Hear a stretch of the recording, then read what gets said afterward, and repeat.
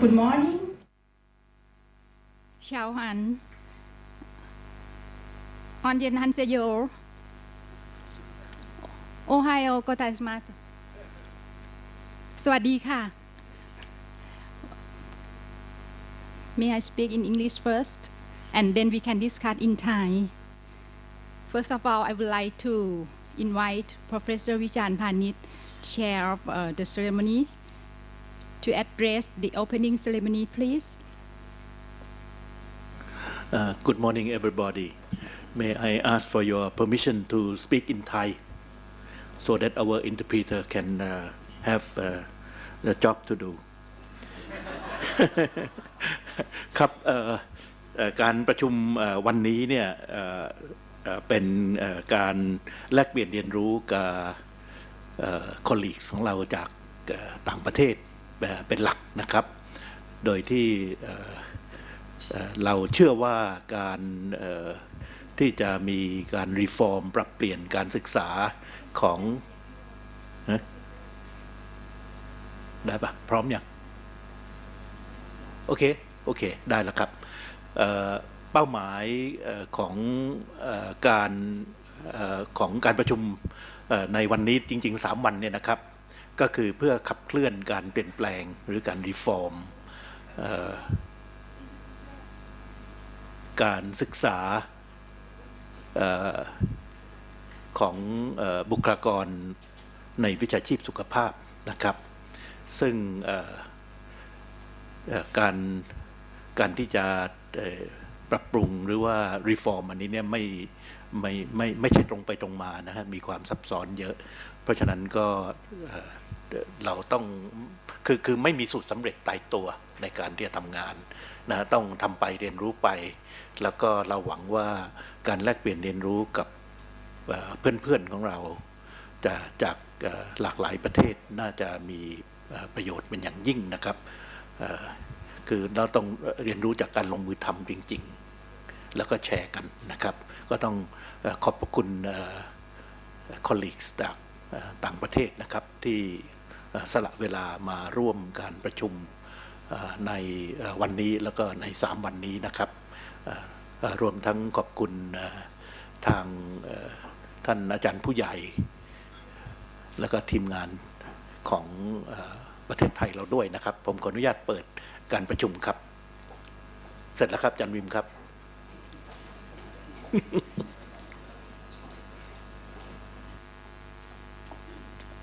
Thank you for your speech. To save the time, so we will skip the schedule for introduction of the speakers and participants because we now are moving to invite Professor Lincoln Chen.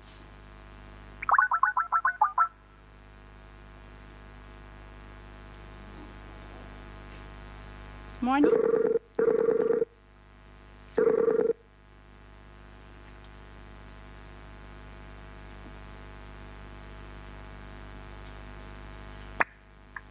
Morning, Professor Lincoln Chen. Good morning. Morning. Welcome. Thank you. Okay, so now I would like to invite you to give the welcome speech, please. Thank you very much, Professor Wanicha. Obviously, I deeply regret that I'm not with you personally. I had back surgery on October 9th, and the doctors have grounded me in Boston for this time period. So my deep apologies. I also am losing because we have an Arctic vortex coming down with snow and rain in Boston, where I know all of you are enjoying the wonderful weather in Bangkok. But thank you to you and of course to Professor Vicharan, Dr. Suvit, Professor Pisaki, and also my dear CMB colleague, Dr. Pia, for organizing this very important high-level policy discussion.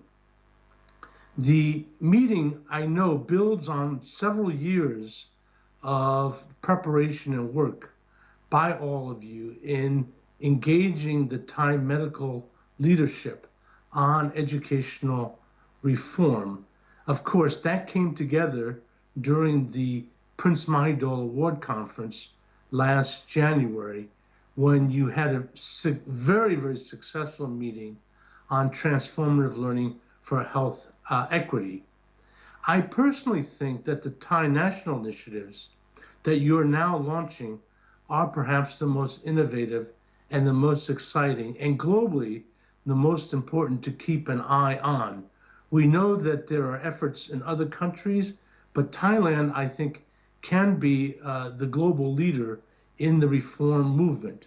We have the MEPI Medical and Nursing School, NEPI networks in Africa. In China, there are major reforms going on. Karolinska Group just visited me this week on the Nordic countries, and of course in Canada, and the Institute of Medicine in the United States. The framework that seems most useful for all of these efforts is two. The first is the importance of education and health sectors working together, because that is the way knowledge is harnessed for good health. And I'm very pleased to note that you have His Excellency Minister Rajata joining your conference in Bangkok. The second is that reform can be considered as instructional reform and institutional reform. That bifurcation goes all the way back to Abraham Flexner's 1910 reform, where he not only reformed the content of medical education into a science-based education, but also where and how the education is taught. He situated it in a university, and of course, that is a major theme of your high-level meeting today and the Thai conference. In terms of an instructional design, I think we're at the cusp of a new era. Recently, Gabriel Long in Hong Kong with the London School and China Medical Board had a conference on innovations in instructional design. And of course, we know that the competency-based teamwork and especially IT accelerated learning are very much at the top of the reform agenda around the world. And that was discussed in Hong Kong just a few weeks ago. But your meeting is focused on, I think, an equally important aspect of reform, which is institutional design. What is institutional design? It's obviously where the schools are, who they're training, how many, but also their governance, their financing, and their accreditation. And most importantly, how institutions are affected by the faculty capacity, strengthening the faculty, and the student admissions and graduation. So that complex, along with the opportunities for collaboration and networking, constitutes what we have classified as the cutting edge agenda in institutional design. We at the China Medical Board were reminded of this in April when we conducted a workshop of 70 medical leaders in East Asia that included Dr. Wanicha, but also about 20 leaders from China, Japan, and Korea, where we had worked since 1950, looking at the question of institutional design. I know that Kenji Shibuya is at least listed from Japan as attending your conference, Gabriel, and Professor Duan for Peking Union Health Sciences Center. What we learned in Seoul, Korea at that April workshop is that at least in East Asia, there are 6 national patterns of institutional design. There are, of course, indigenous designs in all societies that have their traditional system. But for example, Japan began to import much of the German system and then not only adopted it for Japan, but exported it to its colonies in Korea and Taiwan in the first half of the 20th century.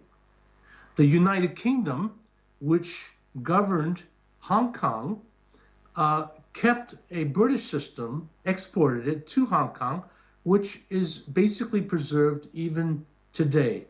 And of course, in mainland China, the American system under the Republican period was transformed into the Soviet model, which has now been abandoned in favor of the latest round of reforms in China, which is an adoption of the American model. Basically, all of the East Asian countries seem to be heading toward a Western American model with some combination of British influence. So these are, now, looking at these institutional designs, and I'm not going to get into the pros and cons of them, let me just close by focusing on 5 issues that I hope your conference will address. The first is clearly that the institutional designs are intimately related to national development, the national development strategy of the country. It is impossible to take the medical health institutional structures out of the context of the strategy for national development, as is illustrated in East Asia.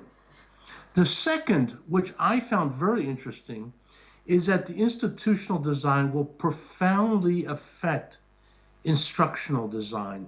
You cannot do problem-based learning if you have a large enrollment and you do not have the infrastructure, facilities, and faculty to teach problem-based solving exercises. That's just one of many examples where the institutional design will condition the learning environment.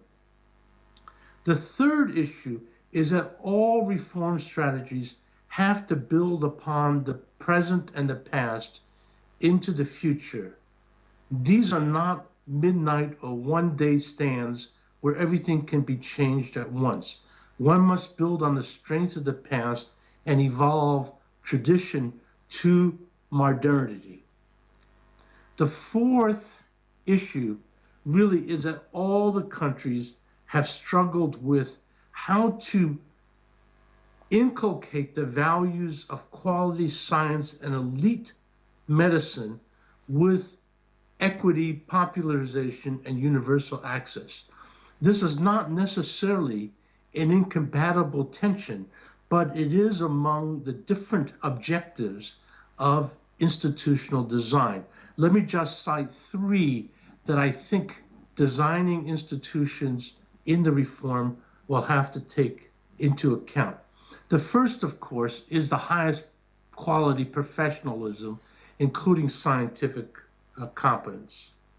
But the second is a realization and a recognition that the health sector is also an economic industry in all of our countries. Medical tourism will create major demands for health products, many of whom will be subsidized by public funds if there are not policy corrections. And of course, universally, all of us will want to seek access as well as equity in the production of health workforce for the institutional designs that are structured. So I think the institutional design has to grapple simultaneously with these multiple objectives of institutional design. And that is why a national stakeholder process involving all those who have a stake in the institutional design to come together, to come to consensus, which is exactly why I think the Thai reforms have a much better chance of success, because it has been crafted on a very broad base of Thai society. Let me close with the final area, which is which institutional design gives you the best health? And the answer to that is we don't have any evidence to answer that question. We know that effectiveness depends on which criteria one uses. Is it the professional scientific elitism? Is it to meet economic agendas, or is it for the social equity and the health of the poorest in a population? These are not incompatible, but they have to be blended. And I think we need to undertake metrics to assess how institutional design, which, by the way, is far more difficult and far longer term than instructional design, will develop in the reform movements in Thailand as well as in other countries. So with these few thoughts, let me close by thanking all of you for coming to this conference, and let me echo again my deep apologies. By the way, my back surgery, the surgeon tells me, I was an internist, so I don't trust surgeons, but the surgeon tells me was successful. They opened up and decompressed my spinal stenosis. I'm standing 2 inches taller than I was a month ago, and I can now go down the stairs frontways. So I'm very much looking forward to a full recovery, and I look forward to seeing all of you as well as the success of the Thai reforms into the future. Thank you very much, and my deep apologies again. Thank you very much, Lincoln. Good news for your health. Thank you very much. I feel good, and so I really appreciate the good wishes. Could you please stay on a few moments? We have 2 minutes left. So if you have any questions, I think 1 or 2 questions, please.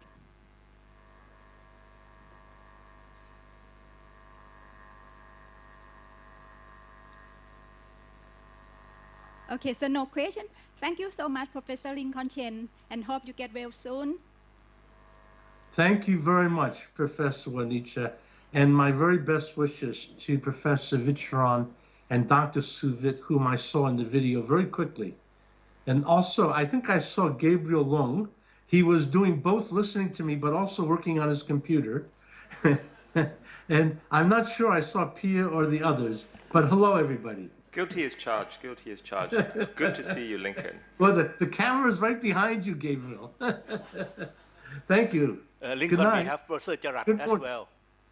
Thank you. Thank you very much. Professor Lincoln, Look forward to the results. Professor Vijan said we have Professor Jarat as well here. Would you like to greet him? Professor Jarat, please. Yes. Okay, so thank you so much, Professor Lincoln Chen. Thank you. Good night. Good night for here. Okay, good morning to you all. Okay. Good night. I wish I were with you in Bangkok's weather and not the storm that's coming here in Boston. See you next year. Thank you. So we move to the next session, keynote speech by Professor Vijan Phanit. Please. Allow me to speak in Thai again ครับที่จริงเซสชันนี้เป็นการคล้ายๆรีวิวตัวยุทธศาสตร์ของประเทศไทยในการที่จะreform ใน Health Professional Education นะครับคนที่จะพูดได้ดีกว่าผมอย่างยิ่งนี่ก็คือคนที่นั่งอยู่ทางขวามือของผมเนี่ยนะครับตัววัตถุประสงค์ของการที่จะเปลี่ยนแปลงการศึกษาสำหรับวิชาชีพสุขภาพของเราเนี่ยในสายตาของผมเนี่ยเป้าหมายใหญ่ๆก็มี2อันนะครับก็คืออันแรกคือ health equity แล้วก็อันที่2ก็คือเปลี่ยนการรูปแบบการเรียนเนี่ยไปสู่ transformative learning นะเพื่อที่จะให้บัณฑิตของเราเนี่ยออกไปเป็น change agent นะมี leadership skills ออกไปเป็นใน change agent ในระบบสุขภาพและในสังคมไทยนะรวมทั้งในสังคมโลกด้วยนะครับในเรื่อง health equity นี่ก็มองว่าก็เป็นส่วนหนึ่งของuniversal health coverage แล้วก็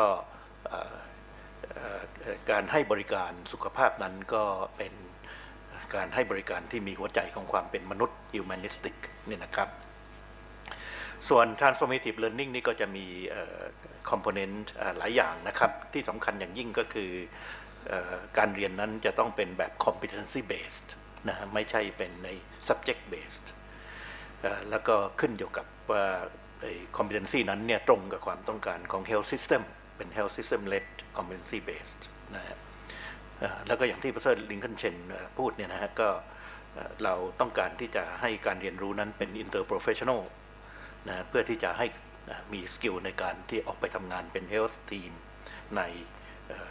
ในสังคมนะครับอีกอันนึงก็คือเรื่องการที่จะใช้ IT อย่างเหมาะสมซึ่งหมายความว่าในบริบทของไทยนั้นจะต้องใช้มากขึ้นอย่างเป็นระบบมากขึ้นแล้วก็รูปแบบการเรียนรู้ก็จะเป็นการรู้ที่เรียกว่า 21st century learning นะเพื่อที่ให้เกิด 21st century skills นะฮะจริงๆแล้วเนี่ยmovement ของประเทศไทยเราในเรื่องของการสร้างการเปลี่ยนแปลงของการศึกษาวิชาชีพสุขภาพนั้นเนี่ยดำเนินเรื่อยมานะฮะไม่ใช่ของใหม่ดำเนินเรื่อยมาแต่ทำกันแบบต่างคนต่างทำไม่เป็นระบบคนที่มาชวนให้เราทำอย่างเป็นระบบนะในปี2010เนี่ยนะก็คือโปรเฟสเซอร์ลิงคอนเชนนี่แหละนะครับเราจะต้อง address เรียกว่า leadership ที่ท่านมาชวนพวกเรานะครับท่านก็ชวนคุณหมอสุวิทย์คุณหมอโกสุวิทย์ก็มาชวนผมนะแล้วก็เราก็ได้แชมเปี้ยน2คนเนี่ยนะครับก็คืออาจารย์หมอวณิชชากับอาจารย์หมอพิเศษนะที่จะมาลีดการดำเนินการอย่างเป็นระบบของเรานะครับตัวยุทธศาสตร์อันหนึ่งที่เราใช้ก็คือทำงานร่วมกับ international partner เหมือนอย่างที่เรากำลังประชุมกันอยู่วันนี้นะครับในหลากหลายที่ผ่านมานี่ก็เรามีความร่วมมือกับ5ประเทศมี study ซึ่งเข้าใจว่าค่ำนี้จะมีการเปิดรายงานนะครับพรุ่งนี้แหละพรุ่งนี้นะครับ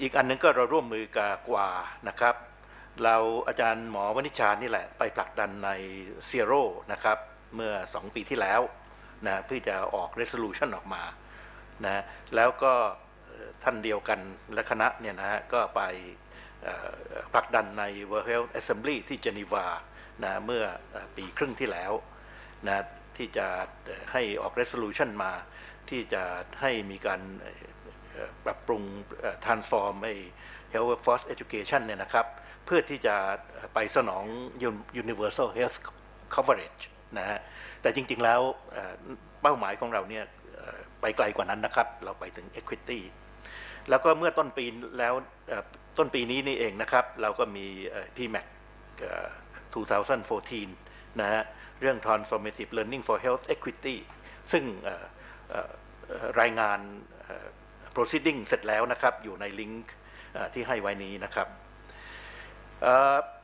ในประเทศไทยเราก็ได้มีการสร้าง awareness ว่ามีความจำเป็นที่จะต้องมีการเปลี่ยนแปลงการศึกษาของวิชาชีพสุขภาพอย่างเป็นระบบนะอย่างร่วมมือกันเนี่ยด้วยกิจการที่หลากหลายนะครับเรามีไซต์มีตติ้งใน PMAC ปี 13 กับปี 14นะเราหาวิธีการที่จะinvolve ทางด้านสมาคมวิชาชีพทั้งหลายแล้วก็คณะวิชาหรือโรงเรียนทางด้านวิชาชีพสุขภาพทั้งหลายเนี่ยเข้ามาร่วมกันขับเคลื่อนนะครับเรามีเว็บไซต์ที่ให้เนี่ยนะครับรู้สึกตอนนี้เขาบอก under construction เนาะ under revision นะครับเพราะว่าจะไปอยู่ใต้มูลนิธิซึ่งเดี๋ยวจะเรียนนะครับแล้วก็มีการไปพูดตามที่ต่างๆพวกเราเนี่ยที่เอ่ยชื่อมาแล้วเนี่ยนะครับแล้วก็เรามีโปรเฟสเซอร์ลิงคอนเชนนี่ก็บ่อยนะครับถูกเชิญโปรเฟสเซอร์ฮูลิโอเฟงก์ก็ไปพูดในหลายที่นะครับในประเทศไทยapproach ของเราเนี่ยนะก็คือต้องการให้เกิด shared vision เพราะเราต้องการทำงานอย่างเป็นระบบร่วมกันนะครับฝ่ายใดฝ่ายหนึ่งวิชาชีพใดวิชาชีพหนึ่งเนี่ยจะไม่สามารถบรรลุเป้าหมายที่ใหญ่แล้วก็เป็นใน long term อย่างที่เราตั้งไว้เนี่ยได้นะครับตัวเครื่องมือที่เราใช้ในการสร้าง shared vision เนี่ยก็คือ National Health Assembly นะครับสมัชชาสุขภาพแห่งชาตินะ ในปี 12 เนี่ยก็ request ว่าให้มีการจับทำเรื่อง Health Professional Education Reform เนี่ยอย่างเป็นระบบแล้วก็ในต้นปีนี้นะครับเดือนกุมภาเนี่ยก็มีสมัชชาเฉพาะประเด็นนะครับแล้วก็ออก resolution ออกมาเราทำงานร่วมกับทางสร้างชัยวิชั่นเนี่ยใน regional แล้วก็ใน global อย่างที่พูดไปแล้วนะครับ approach ของเราอีกอันนึงก็คือเราทำวิจัย situation analysis ของประเทศไทยซึ่งมีข้อจำกัดว่าทำในขั้นนี้เนี่ยก็เฉพาะวิชาชีพแพทย์และพยาบาลนะครับซึ่งพรุ่งนี้ก็จะลอนผลงานนะครับอีกอันนึงก็คือเราพยายามที่จะใช้ positive change approach นะโดยเรามีความเชื่อว่าการเปลี่ยนแปลงที่เราต้องการเนี่ยได้มีเกิดขึ้นอยู่แล้วนะที่โน่นที่นี่ในวิชาชีพโน้นวิชาชีพนี้ในสกูลนั้นสกูลนี้เนี่ยนะครับก็เชิญมาแชร์กันเป็น positive change แล้วก็หาวิธีจากนั้นก็เรียนรู้แล้วก็หาวิธีที่จะขับเคลื่อนอย่างเป็นระบบต่อไปนะครับโดยวิธีการของเราเนี่ยก็จะมีทั้งเป็น vertical approach นะฮะ mobilize ด้วยทั้ง bottom up แล้วก็ top down policy นะในระดับ policy level เนี่ยเราก็มีNational Health Assembly อย่างที่พูดไปแล้วเนี่ยครับผลงานก็นำเข้าไปสู่คณะกรรมการสุขภาพแห่งชาติ National Health Commission เนี่ยนะครับคณะกรรมการสุขภาพแห่งชาติก็เห็นชอบแล้วก็เสนอไปยังคณะรัฐมนตรีก็เห็นชอบนะแล้วก็ส่งกลับมายังคณะกรรมการสุขภาพแห่งชาติแล้วก็ไปสู่คณะกรรมการกำลังคนนะครับที่คุณหมอมงคลเป็นประธานแล้วก็ตั้งคณะกรรมการขับเคลื่อนอย่างที่ว่านี่นะครับเพราะฉะนั้นในระดับ implementation เนี่ยเราก็มีคณะกรรมการขับเคลื่อนที่จัดการประชุมมีคณะอนุกรรมการจัดการประชุมในวัน3 วันเนี่ยนะครับแล้วก็มีสักคณะ Secretariat มีแชมเปี้ยน2 ท่านแล้วก็มีทีมเข้ามาช่วยเยอะเลยนะครับกลไกที่สำคัญอีกอันนึงก็คือเรามีฟอรัม Annual National Health Professional Education Reform Forum ครั้งแรก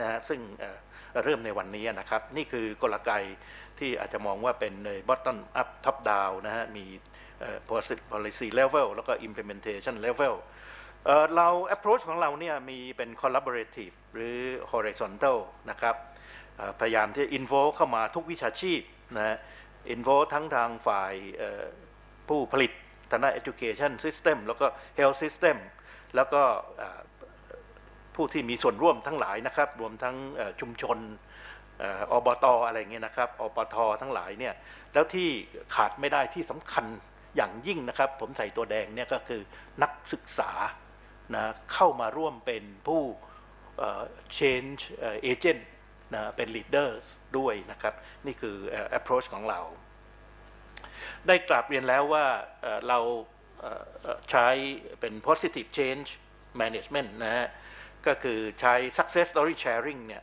เป็นตัวหลักแล้วก็innovation activities เนี่ยมันมีอยู่แล้วนะกระจัดกระจายเนี่ยเราก็ leverage มันขึ้นมาอย่างเป็นระบบนะครับเราได้การสนับสนุนการเงินเนี่ยจากสสส. Thai Health Foundation เนี่ยนะครับสสส.แล้วก็ China Medical Board นี่เรียกว่าให้การสนับสนุนมาตั้งแต่ต้นเลยนะครับ 3-4 ปีมาแล้วแล้วก็งบประมาณจากรัฐบาลด้วยนะครับอนาคตข้างหน้าเนี่ยเราก็จะมีการทำให้ทีมกลางทีมSecretariat Office เนี่ยเข้มแข็งขึ้นนะฮะขณะนี้ก็ได้มีการอาจารย์วิมกำลังอยู่ในขั้นตอนของการจดทะเบียนเป็นมูลนิธินะครับมูลนิธิเพื่อการพัฒนาการศึกษาบุคลากรสุขภาพแห่งชาตินะ National Health Professional Education Foundation นะครับตัวย่อภาษาไทยว่าสสช.นะครับจุดที่สำคัญที่สุดก็คือเราต้องการที่จะเข้าไปหนุนแอคชั่นการริเริ่มนะสร้าง innovation ในจุดต่างๆนะฮะโดยร่วมมือกันแล้วก็ทำอย่างเป็นระบบนะฮะ ที่สำคัญอย่างยิ่งอีกอันหนึ่งก็คือว่าreform ของการศึกษาเนี่ยมันต้องมาจากgrassroots level primary ประถมมัธยมนะครับด้วยนะเพราะว่าการศึกษาในภาพรวมของประเทศไทยเราเนี่ยคุณภาพเราไม่ดีนะครับแล้วก็ยังเป็นการเรียนแบบถ่ายทอดความรู้แบบสำเร็จรูปนะสิ่งที่เราต้องการก็คือต้องการให้นักเรียนเนี่ยมีประสบการณ์หรือว่ามีทักษะในการเรียนแบบใหม่ที่เรียกว่า 21st century learning คือเรียนจากการในประสบการณ์ตรงเป็นตัวหลักนะไม่ใช่เรียนจากการรับถ่ายทอดความรู้สำเร็จรูปเป็นตัวหลักนะฮะสุดท้ายนะครับผมเดาว่าเวลามันจะเลยนะฮะผมพยายามที่จะลดเวลาของผมลงใน20 นาทีเนี่ยก็มัน12 นาทีนั่นเองนะสรุปแล้วนะครับสุดท้ายละสไลด์สุดท้ายapproach ของเราก็คือเราใช้วิธีเป็น partnership ในทุกระดับนะฮะเพื่อที่จะสร้างให้เกิดการเรียนรู้ในวิชาชีพสุขภาพเนี่ยเป็นรูปแบบการเรียนรู้ในเรียกว่า 21st century learning เนี่ยนะครับทั้งใน partnership ทั้งระดับ international regional แล้วก็ national นะฮะแล้วก็ทั้งในระดับ health system กับ education system นะ trans professional นะฮะคือทุกวิชาชีพเข้ามามีส่วนร่วมแล้วก็ cross sectoral เนี่ยก็หมายความว่าร่วมมือกับทุกฝ่ายเลยนะครับคือไม่ใช่เป็นใน reform ที่เกิดขึ้นในกลุ่ม professional เท่านั้นแต่เป็น reform ที่เกิดขึ้นในสังคมไทยทั้งหมดนี่คือเรียกว่าเป็นหัวใจหรือว่า belief นะฮะเป้าหมายก็คือ health equity และ transformative learning อย่างที่กลับเรียนไปแล้วนะครับโดย approach ของเราเนี่ยมีทั้ง vertical แล้วก็ horizontal นะครับแล้วก็เป็นทั้งเป็น action driven และ research driven คือ evidence based reform นะครับก็ในเวลา14 นาทีนะครับก็อาจารย์วิมจะให้ทำไงต่อฮะหรือว่าจะ proceed ต่อเลยครับขอบพระคุณมากครับ Thank you, Professor Vichan. As we have 5 or 6 minutes, so if you have any questions, could you please? So for Thai delegates, we can ask in Thai, and for our international guest speakers, you can ask even in Thai or in English.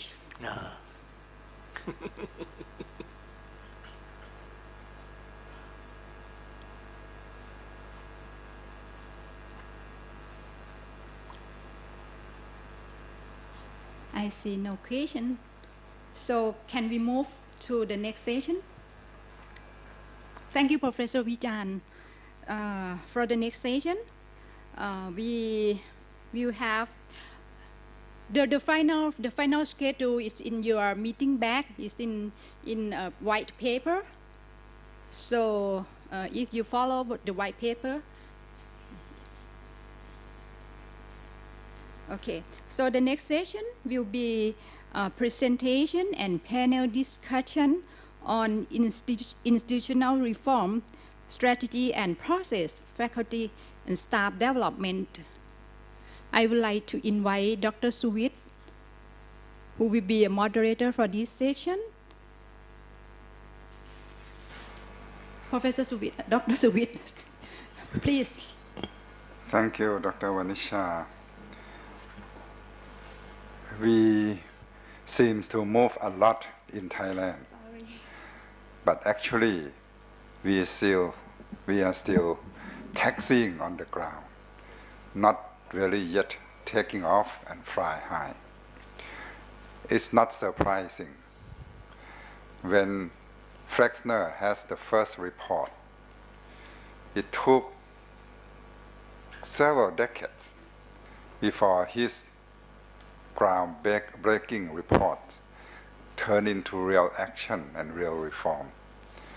I think even after the first or even after the Second World War, before we see the concrete change in medical education and other health professional education. So for the Commission report in 2010, we'll see the real change, not very soon, but it takes time. Now, this session is to learn from international experience. In Thailand, we have agreed to convene an annual interprofessional health transformative education starting from tomorrow, actually today. But today is to get the intellectual capital, the wisdom from our international leaders in order to put into the national context. So this session will discuss on the institutional reform, strategies and process, faculty and staff development. There'll be several speakers, and I hope that we can finish the presentation before tea break. And then after tea break, we can come back to an interactive session. So if there is any question or any comments, please keep it with you for a while so that we can move on fast. I'm not sure we have Professor Steiner, the Director of Center for Medical Education, and Richard and Sylvia Cruz, Chair in Medical Education, through Skype. Professor Steiner, I think we have tested that before the meeting, so I hope that it will be okay, like Lincoln. Professor Steiner. Hello. I'm Dr. Suvit. I moderate this session. Very nice to meet you. And we have all the national and international leaders on transformative education here. We are ready to start with your presentation. So I hope will, that you can make it within 10-12 minutes. yes, I will Please do go my ahead. best. I will just try to put my slides up for you. Good. You manage on your side, right? I will try. Can you see them? Not yet. Not yet. We see only your nice and smiling face. Well, thank you. I am very sorry that I cannot join you in person.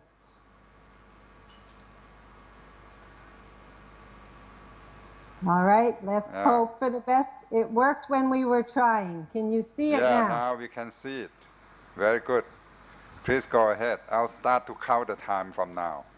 To be fair with you. So thank you very much for the ability to join you by Skype. And as I said, I'm sorry that I cannot join you in person. I thought that in the next 10 minutes, I would talk about faculty development and institutional reform. And in doing so, talk about core definitions of faculty development, or staff development as it is sometimes called, the scope and breadth of faculty development, common content and approaches, program effectiveness, and as I was asked to give you a small Professor case study. Steiner, we lost your slide. You lost my slide? Yeah. Oh, that's too bad. Let us try again. Yes, please.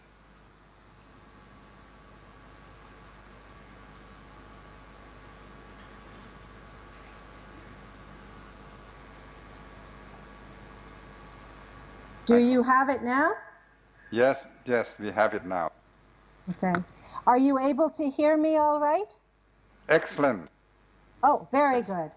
So I thought I would start very briefly with a definition of faculty development.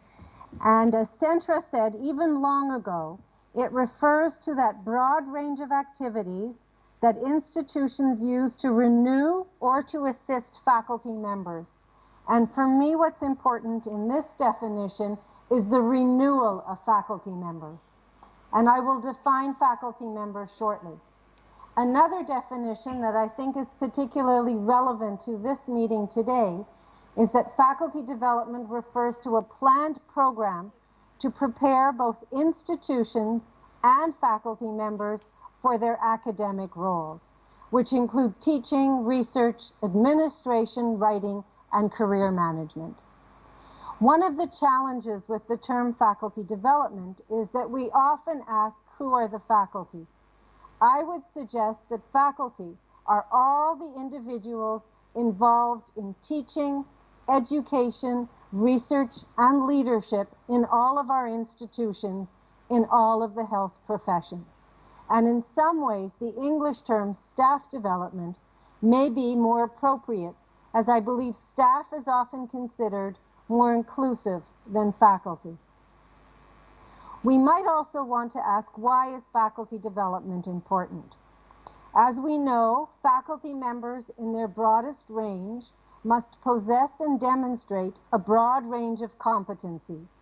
And I believe that faculty development can provide health professionals with new knowledge and skills about required competencies. New competencies must also be valued by the organization or by the institution, and faculty development can bring about change at both levels. At the individual level, faculty development can address attitudes and beliefs, transmit knowledge, and develop skills. And at the organizational or institutional level, can create new opportunities, empower individuals and teams, and address systems issues. The question I would then like to pose to you is, do you and your colleagues focus on individual or organizational change? Where I would say most individuals focus on individual change in faculty development and not organizational change. And I believe that both individual and organizational change are needed for institutional reform.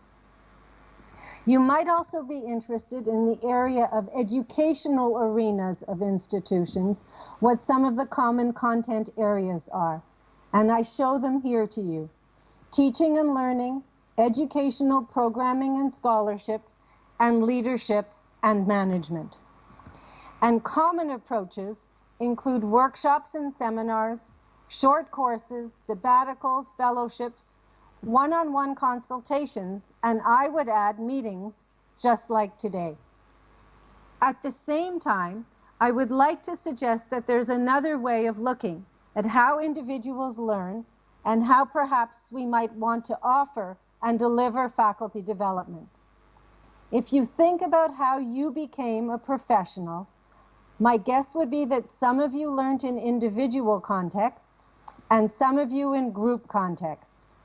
Some of you learned in informal ways and others learned in formal ways. The literature on faculty development and staff development primarily looks at workshops and courses, fellowships, and other longitudinal programs.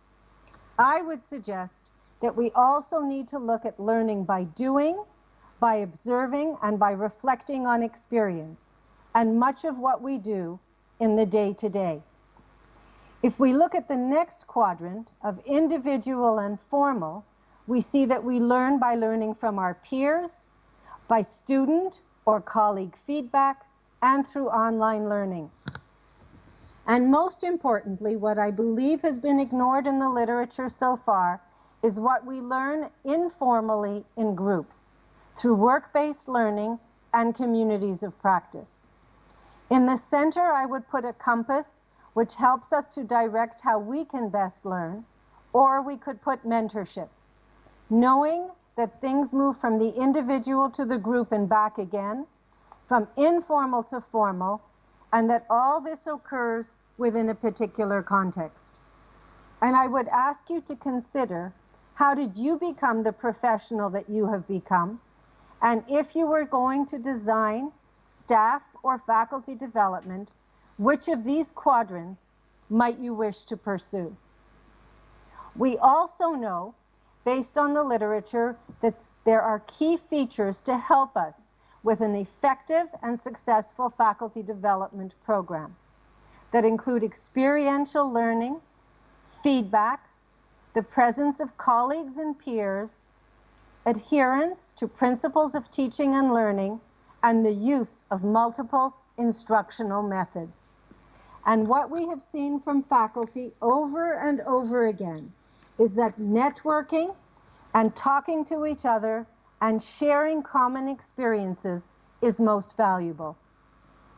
In the last few minutes, I would like to just give you a few illustrations from our own university where we have worked on both individual and institutional change. And what you see here is a menu of the different types of activities that we put on. Workshops, peer coaching, train the trainer programs, and so forth. Here are a few examples of the type of faculty-wide workshops that we put on in the area of teaching improvement, moving from role modeling to effective feedback to learning to be a professional. And here is an example of how we designed and delivered a faculty development program on teaching professionalism. We started with a core group of individuals where we taught them about professionalism. We trained them to be effective faculty developers, and we slowly but surely did workshops faculty-wide on faculty development, both helping the individuals but also putting professionalism on the map in our own institution. For new faculty, we have what we call an orientation workshop, where we introduce them to what it means to be a faculty member. And again, in this process, both targeted individual change and organizational change by hearing what the needs are of new individuals. Probably most importantly is the development of leaders as individuals and in our organizations. And in our university, we carry out a leadership development program that consists of these particular modules. And as you will see, it is bookended by personal effectiveness, starting with personal goals and priorities and ending with effective time management. We also have a program called an Honor List for Educational Excellence, which is an opportunity to recognize outstanding contributions by individuals in our faculty in the areas of teaching, leadership, faculty development, research, and scholarly activity. We have conducted this program for 14 years, and I believe as a result, education has become a key priority in our Faculty of Medicine and for our university. In closing, I believe that faculty development should aim to bring about change at the individual and organizational level, targeting diverse stakeholders in a variety of settings, and going beyond workshops, as I demonstrated in the diagram of formal to informal learning.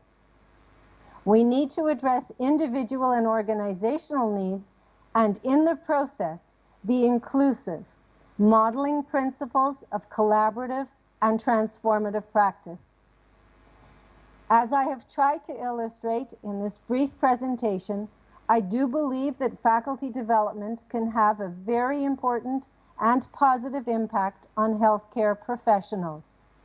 And as we improve the healthcare professionals, we will improve the training and the leadership of our future health professionals, students and residents, with the ultimate goal of improving patient care, remembering that all this occurs within a particular context, a particular setting, and a particular institution. It has been said by many that we need to invest in our faculty members, as our faculty members are our most important resource. And it is with that in mind that I applaud you for putting faculty development on your agenda today. Thank you very much for your kind attention, and looking forward to the discussion part of this session. Thank you. Thank you so much, Professor Steinert, for your excellent conceptual and inspirational presentation, very concrete, and you make it in less than 10 minutes. Thank you so much. Before we move on, I would like to consult you about your involvement with this session. Until what time you can be with us, Professor Steinert? I can definitely be with you for the next hour or hour and a half, no problem. That's good. If you can be with us until 1.5 hours, our session will start Q&A after that. So maybe because you may not be with us when we have Q&A, maybe I'll open the floor for question and answer for this, your specific presentation. Would that be okay with you? Sure, with pleasure. Because our session ends at 12 here, at noon here, which means 11 p.m. your time. 12 p.m. your time, which will be too much for you to stay on. So any question or comments from the participants to Professor Steinert's presentation? Is it true that we focus more on individual, less on group? We all agree? And no one say anything, which means that we do agree. Professor Jarat, you have some comment, please?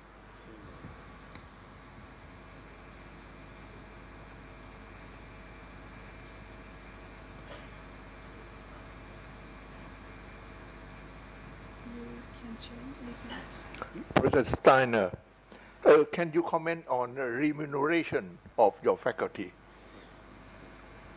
Remuneration in what sense do you mean? For the faculty of the medical school, because in this part of the world, the remuneration is rather small, so it's they need to get income from other sources, and that is one of the major problems. How would you solve that? So in our faculty of medicine, we do have some professors who receive a salary from the university, but the majority of our teachers in the medical school are clinicians who make their earnings through clinical work and not through teaching. And that teaching for many is really something that is in addition to. I would say that one of the things that we have uncovered is that our faculty members actually care a lot about teaching students and residents, in part to pay back their former teachers, and in part to make sure that the next generation is well trained. The other important thing that we've seen is to go to where the teachers are. At the beginning, we used to have teachers come to us.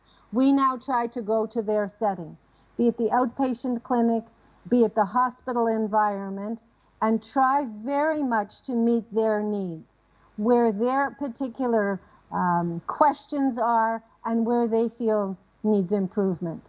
I don't know if that helps answer your question. Thank you. Thank you. Any more comment or question? Professor Pongsak, please. Professor Steiner, your concept of individual development is very interesting. I would like to ask whether how do we assess our faculty along their careers of the development? Is it compulsory that we have to? The faculty have to reflect their experience, or how do we evaluate them on their competencies? And is there anything that is like a punishment if we found that it is not going on the right way that we should have? You ask, thank you very much for your question. You ask a very important question. We could take another hour to discuss that. But I would say that in our faculty, we do evaluate all our teachers. So I showed you an example of a series of workshops that we have done on teaching professionalism. Not only do we evaluate students and residents on attributes of professionalism, but we also evaluate our faculty members on those very attributes. I would say that all faculty get the feedback, and unfortunately, consequences is a really difficult one. If faculty do something that is really inappropriate, there are consequences, right from the dean down to the chairman of the department and to program directors. But we really don't have consequences for things that students may not like, but that faculty need to improve. But it is our hope that through peer coaching, through annual performance reviews, and through evaluation, we can tackle many of those challenges. But I actually think it's an area that needs to be explored worldwide and should be tied into faculty development much more carefully than it currently is. So thank you for asking that. Thank you very much. I think it is an important issue in the Asian culture to evaluate teachers by students or even by our colleagues. But your practice is our input one. Thank you. I would tell you at the same time that I think there are some excellent tools for evaluating clinical teachers in the literature. I will say that they come from Western cultures and might need to be adapted, but I think there are some very good starting points in the literature. And if it's of interest, please write to me and I can send you some of those references. One more question, please.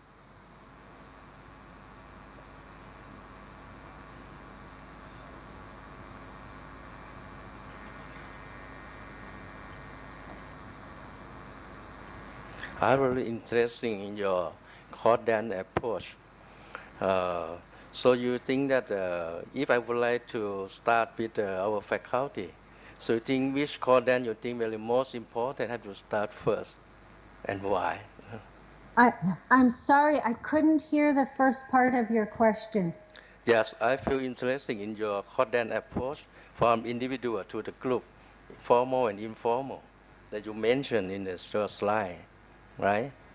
Right. So, yep. So quadrant 1, 2, 3, 4, in your own opinion, if I would like to start with faculty development in my own faculty, so which quadrant you think is the most important have to start with?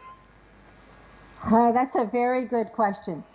I would say that, can I choose two quadrants? I would say that to make faculty development visible to the outside world and to have people know that we're investing in faculty, we need to do workshops and short courses. At the same time, I think we need to acknowledge and recognize the learning that takes place experientially, and that we need to find ways that actually value what our teachers are doing on a daily basis. So I would say quadrant 1 and quadrant 3, and I would probably start them simultaneously. And if your faculty are anything like ours here at McGill, starting with content in the area of leadership development, be it personal effectiveness or negotiation strategies, often brings a full house immediately, rather than the improvement of teaching when many think they're already very strong teachers. I hope that answers your question. Yes, thanks a lot. Thank you. Thank you, Professor Prayun. Any other question? If not, I hope you can stay on with us until maybe 10:30 or something. And yes, then with pleasure. We can move on. Yes, thank you. Next presentation will be Professor An Duk-san from Korea. Professor An.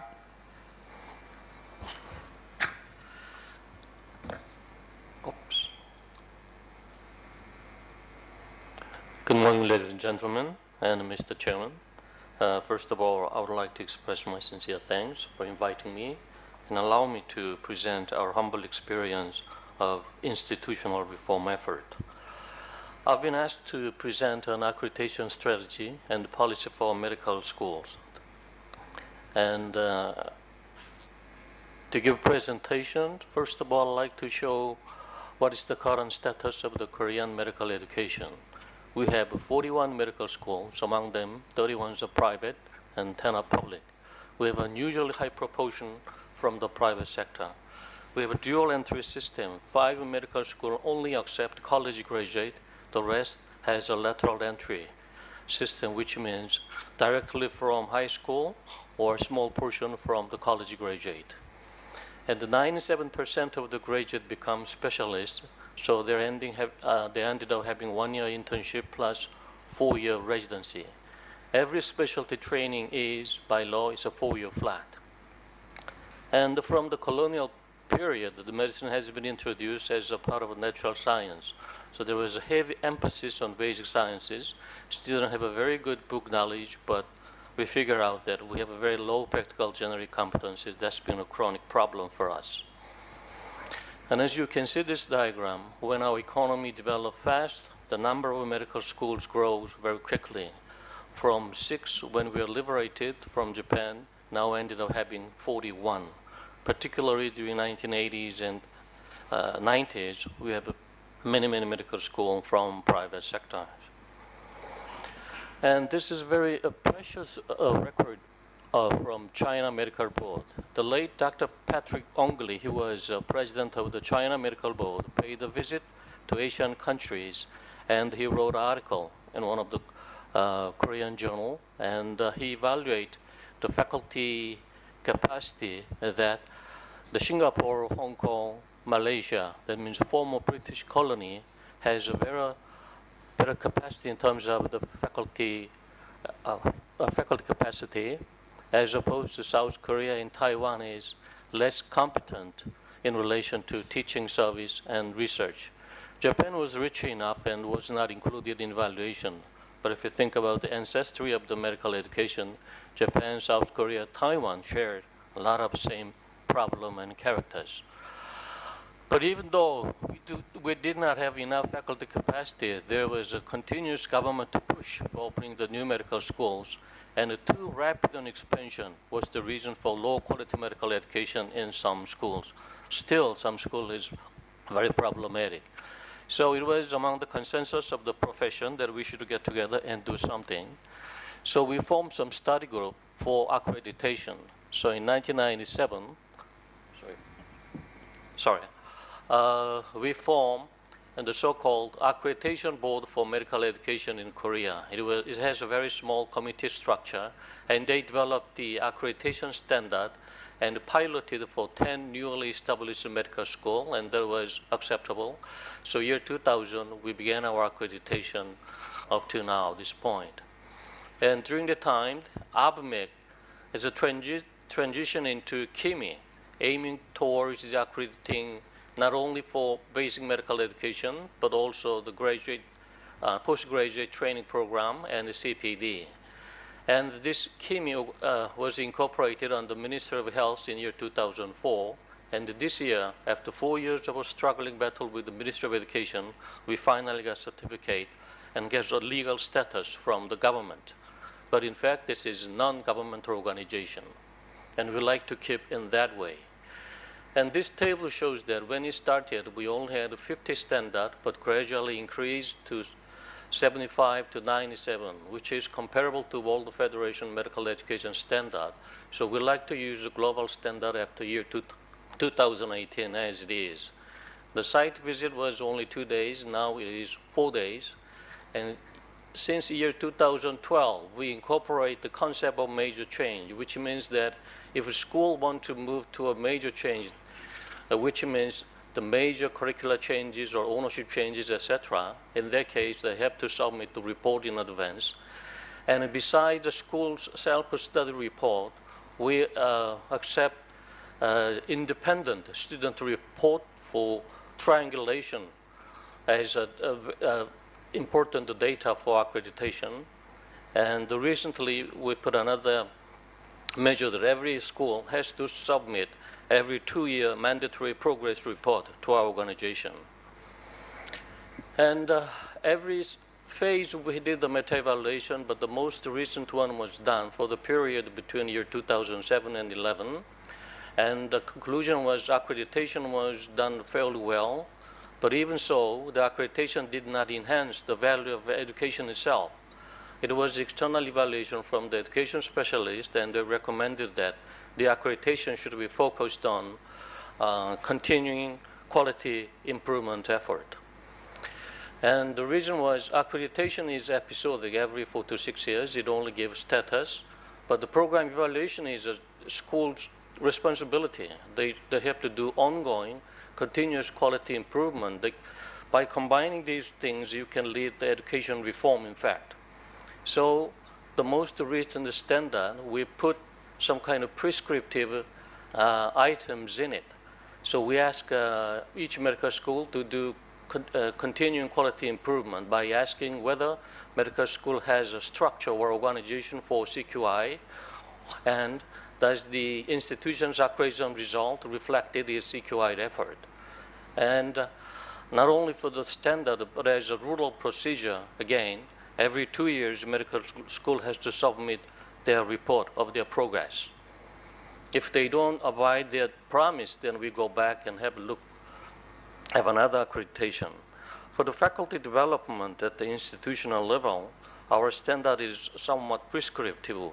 We ask the medical school to establish some educational unit, a central educational unit in medical school. So we ended up having 35 medical school has either medical education department or division or center right now, and they're hiring one education PhD, not doctor, but from outside.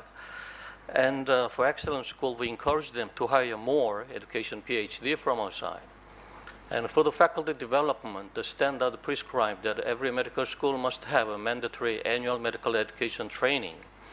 And not only for that, for the newly appointed faculty member, school must provide the trainings, and the school is in charge to support financially for these activities. And the conflict between MOE and us is because of the last standard, because we are just pushing medical school to generate more money for the faculty development, but the Ministry of Education actually hindered, and they said it's too much burden for medical school. But accreditation itself was not enough, so as an institutional reform, we decided to put OSCE, 12-station OSCE test, as a second part of the national licensing examination since the year 2010. And we combined this thing into some of the legal framework.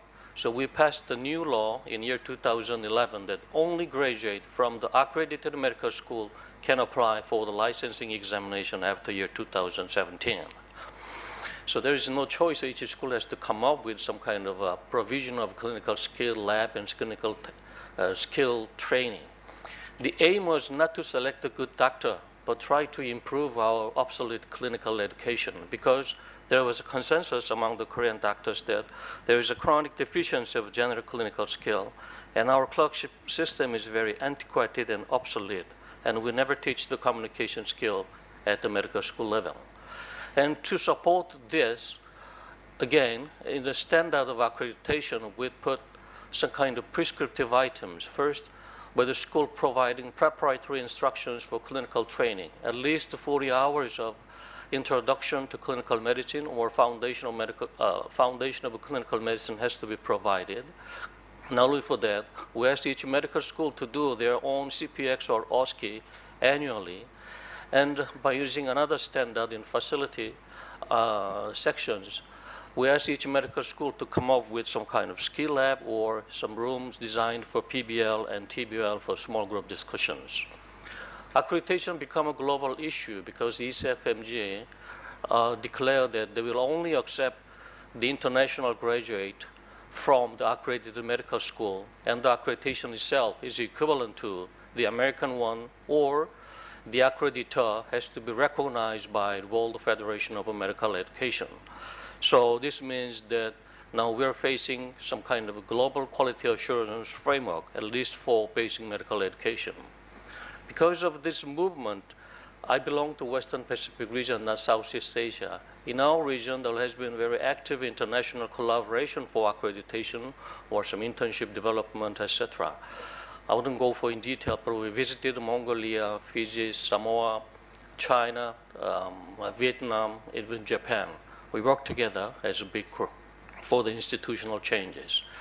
So currently in Korea, we've done, we are still, the accreditation is very active, and we implemented OSCE as a national license examination, and we achieved some curricular changes, and every medical school is equipped with a skill lab, and we have some graduate entry program. There was a change. But even so, still, there is inadequate clinical clerkship still exists that needs to be improved. And I think the education change is very slow. It's not really as fast as we wanted or we guessed. And this is the end of the presentation. Thank you. Okay. Thank you so much, Professor Dakson. Very informative, the Korean system. So you haven't worked with the accreditation system in Thailand yet, right? No, because Korea belongs to Western Pacific. Oh, Thailand belongs to Southeast Asia, so I honestly don't know what is going on in Southeast Asia. No. Oh, I hope we can have mechanisms beyond the WHO structure to collaborate, which we have done a lot on that. May I go to next speaker, Professor Shibuya. Professor Kenji is our HO good friend. He's the chair of the Department of Global Health Policy, Graduate School of Medicine, University of Tokyo. Professor Shibuya, please. Thank you, Dr. Sweet. So let me just go through what we are trying to do at the University of Tokyo. I'm not the dean or professor of medical education. I'm just a professor at med school, but I'd like to show some of the example which we are trying to do from the, not the top down, but from bottom. So University of Tokyo right now ranked at 23rd of this usual Times Higher Education World University ranking, and in Asia it is currently on the top. But you know, Gabriel's Hong Kong and National University of Singapore are trying to beat us very quickly. So we are very serious to compete with people sitting here. And this ranking is just boosting the mindset of administrative people, which is not so good to me. Because the reason why the University of Tokyo is lagged behind the folks from the NUS or Hong Kong is partly because it is not just teaching or research, but mostly about international outlook, namely the lack of global faculty members or global students. Basically, we are quite closed. So also we are lacking diversity, and the number of international faculty is just less than 10%, and the female faculty, seemingly, just 10% of the whole faculty members. And international students, just 10% of all students, lecture taught in English in just 7%. So just domestic university, despite the fact that we are doing great research. So recently, Prime Minister Abe at Davos, he said, we need women's power to boost the economy. He called women a mix. But reality in Japan is that proportion of female researchers right now is far behind Korea, even Russia, United States, obviously. So, and also, as Lincoln mentioned at the beginning, education system reflects the broader socioeconomic environment. It is not just education system. It does reflect a national trend or national development or social values. So we are facing rapid aging. Therefore, we see a rapid decline in student population, and that is a big problem. We don't have a client domestically, and also negative impact of the university reform since the 1990s. We started from the German hierarchical national university system and moving toward the US global standard type of education system. So that means in Japan, there is a movement that dismantling of liberal arts department because they are not producing anything, which I am strongly opposing to, but there is a trend to dismantling liberal arts. And expansion of graduate schools without job market, because we produce lots of PhD, But the problem is that job market do not accept the highly talented PhD. Instead, they like to young people who could be trained at their own company through OJT. And a big change was recent 10 years ago. There was a semi-privatization of national university. So more autonomy, deregulation, but you guys need to get the grant by yourself instead of giving money or subsidy from the national treasury. And that means increased administrative and other burden on me and other faculty members. Finally, increasing trend of PhD unemployment, as I said, and there has been a big problem. So one of the, of course, we are trying to implement a bunch of technical gizmo like MOOCs, EDX or EDX and others. We are moving ahead this because of the trend. And also, but we have to seriously look at the technology and teaching style is one thing. But also, as I said, the education reform is a reflection of social values and demands. That means it is changing from hierarchical structure to networking of the people, and also from informative to transformative learning, as initially Dr. Bichram Panis mentioned at the beginning in his keynote speech. And David Perkins at Harvard recently gave us a talk. He mentioned about 6 beyonds. So we need to go beyond contents, go beyond local, go beyond topics of your own, and go beyond the traditional disciplines, and go beyond discrete disciplines like medicine, or go beyond prescribed studies like OSCE, which is predetermined. So one of the experiment at the University of Tokyo is to set up this kind of multidisciplinary, totally flat institution like Institute for the Physics and Mathematics of the universe. These crazy guys are just asking a simple question: what is the universe made of? So lots of global, young, highly competent, ambitious talents are talking about and discussing this simple question, which is great. And also, I studied, after participating in this transformative education of health professional, as an experiment, I studied this transformative learning process through Global Health Leadership Program. So I think, as Professor Steiner mentioned, we are trying to build the capacity and competency from self to group to the society. So linking the self and developing yourself, and then work as a group, and then link to the society through the learning about global health, intellectual development, and also leadership development. That is my personal guinea pig. These students are my guinea pigs, the example. So we invite, for example, Tachi Yamada, ex-president of Gates, and Robson Sange, who is a Canada Prime Minister at the Tibet, and somebody whom you know very well, who gave a very inspirational, passionate lecture. And sometimes we do a workshop with the private sector and other people about how best to develop the system. We are not just focusing on a single entity, but inviting multiple disciplinary private sector and public sector as well. And also we invite how to convey the messages. We invited Marshall Gantz from Harvard, who did write a speech for President Obama, his first campaign. Not the current one, but he gave us a great opportunity to learn how best to convey the messages to link with the society and move the things forward.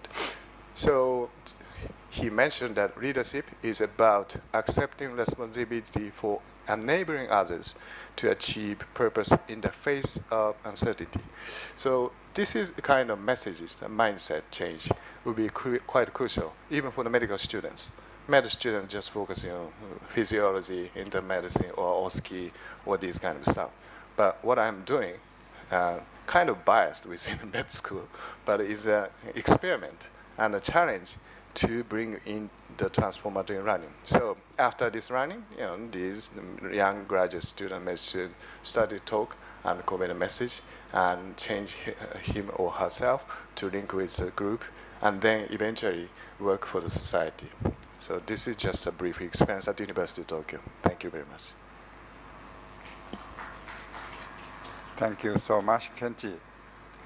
This is a very interesting special course which I also once attend and found students from all walks of life, not just health, actually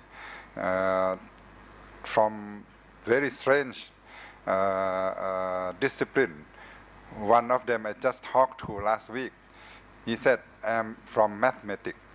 I study mathematics, but Kenji recruit him to support his work and work with him. So it's not only health professional students that come into this course. Okay, we'll move next to Gabriel Deng from the Faculty of Medicine, Li Ka-ching Faculty of Medicine, University of Hong Kong, SAR, China. Gabriel? Thank you very, very much, Dr. Suet.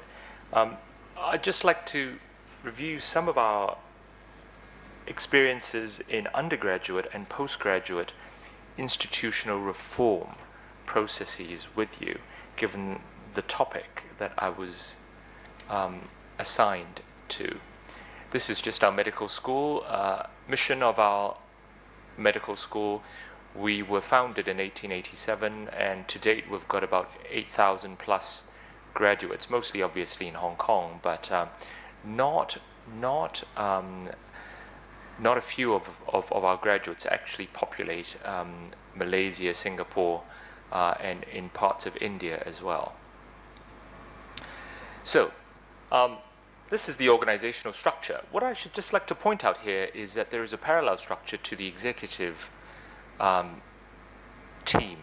So obviously, there is the dean and the associate dean responsible for teaching and learning, and then there are 20 schools and departments under the faculty, and we have only about 300 plus full-time professoriate staff, but 5 times that number in terms of honorary or adjunct faculty. So Dr. Charas was asking Professor Steinert earlier on about remuneration. So I think we all face the same issue, and it's really, I think, everywhere, including at the very, very best medical schools, including Harvard. Harvard is about 4,500 medical faculty, but very few of them, probably only about 1/10 of them, are full-time paid staff by the medical school itself. So similarly to us, we have 300 plus full-time professoriate staff, but in total almost 2,000 people who actually teach for us. And in fact, in our clinical years, our honorary or adjunct faculty really carry the main bulk of teaching and not our own staff.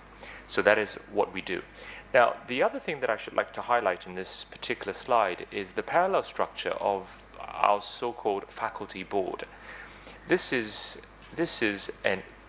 a structure which actually is composed of everybody who works in the faculty, and it's almost like a parliamentary system where most of the major decisions are endorsed and approved. So there is the parallel structure of the executive team headed by me, but also the board of the faculty, which is actually chaired by another senior professor. So there is check and balance in the system of how we try to introduce changes. So the executive team proposes changes, implements those changes, but they are steered by the faculty board and its 2 relevant committees looking after the curriculum. So here is the overarching goal. I think that more or less these are the same things that most medical schools would be looking for. But I think the last phrase, which is not highlighted, funnily enough, is the one that I would like to highlight, and that is, we are preparing people who are ready to proceed to the next phase of training. We're not producing end products. We're just producing an intermediate product who would require postgraduate training in order to be even just a safe pair of hands that we would let loose on patients. So this is more or less a teacher-centered curriculum that we have always used in our first 100 years before 1997, which of course also happened to be the year that Hong Kong was repatriated back to mainland China. So you will find this ring echoes with many of our own education. You will see that the green preclinical years are obviously basically organized by departments of basic sciences, basic lab sciences, and then the blue years would be you just basically go through an apprenticeship rotation through the various clinical departments. So that was our old curriculum. And then in the last 17 years, we have switched to this hybrid curriculum, which is really not at all unusual amongst a lot of medical schools, particularly in the developed West. So a few things that I should like to highlight. Number one is the smallest print there. There are 4 themes that we design our learner-centered curriculum to revolve around. The first is human biology and health and disease. And I think that is the most traditional and the most familiar theme that we can all relate to. And then the second theme are professional skills. So these are really competency-based skills that we would like the student to master, including diagnostic, problem solving, communication, and clinical management skills. So the third theme is population health, health services, economics, and policy. So looking at broader society as a whole. And then finally, and not least, these are ethical issues, professional attitudinal issues, behavioral issues, essentially going to the ultimate aim of making our doctors fit for practice. So the sort of fitness to practice concept. So these are the 4 themes that we revolve around in the new curriculum. You will see that basic and clinical sciences really go through the entire curriculum. Obviously, there are more basic sciences in the earlier years and then more of the clinical sciences in the later years, but we start very, very early, even with the clinical subjects on day 1. And there is integration, especially on these 4 things, with the big 4 arrows, that are integrated across disciplines and modules throughout all 6 years of our program. They are, of course, clinical competencies and interpersonal skills, a community-based and primary care-oriented learning experience for all of our students, medical ethics, law, and humanities, which is a relatively new longitudinal module we put in 5 or 6 years ago, and then broaden experience and personal development. I'll speak more to that in a minute. So this is the 5-year curriculum that we have used for the last 20 years, from 1997 until 2017. Essentially, you can see that we use a system-oriented block treatment for the first couple of years.